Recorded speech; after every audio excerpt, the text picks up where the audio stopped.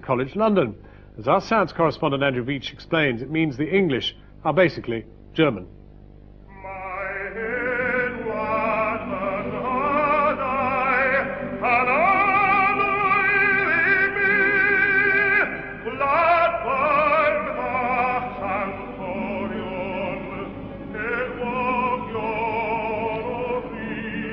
If the Welsh at times feel persecuted, they're right.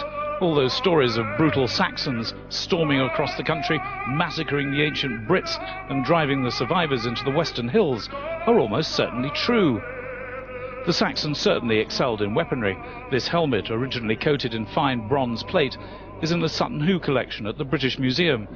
Next to it, an iron axe, perhaps a cavalry weapon.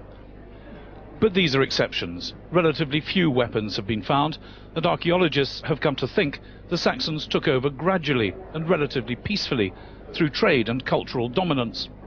The genetics show that's almost certainly not true, that in a policy of racial cleansing, the Anglo-Saxons killed or booted out between 50 and 100% of the Britons in what is now England.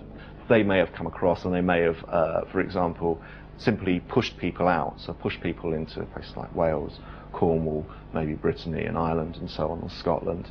Or they may have mixed with them but outcompeted them, not allowed them to reproduce in such numbers, so gradually they died out, or at least their genes died out. Or of course they could have come across and slaughtered them, and I'm sure that it's a combination of all three.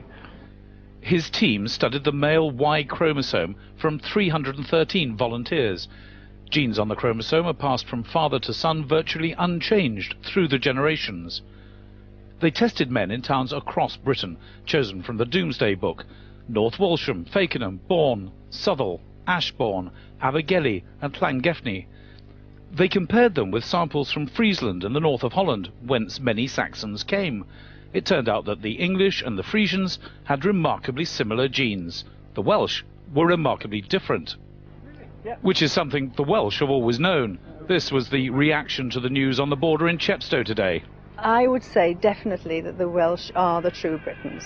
They were here first, and I'm very proud to be Welsh. What it all means is that since the Saxons were originally German, the English are basically German. If you want to meet a true Brit, come to Wales. Aye, that Andrew can sing.